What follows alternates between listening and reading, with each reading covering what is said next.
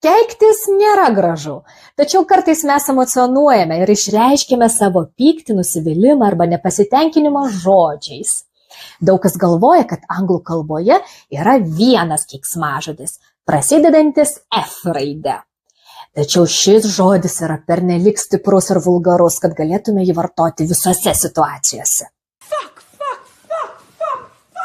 Šiek tiek mažiau vulgarus yra keiksmažodis shit. Kaip pavyzdžiui sakiniuose shit, I've lost my keys arba oh shit, we're going to be late. Jei norite skambėti mandagiau, vartokite vietoj shit švelnesnį žodį shoot.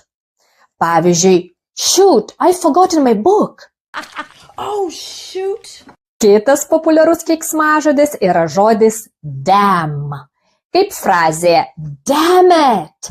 Arba sakinyje oh damn, I forgot he was coming.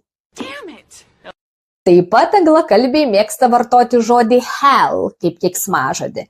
Pavyzdžiui, oh hell, I've broken it. Arba what the hell? Oh, hell. Na, o jeigu norite skambėti itin švelniai, tiesiog sakykite oh my gosh.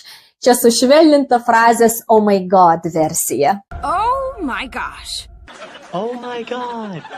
But do not swear too much, okay? Like and follow.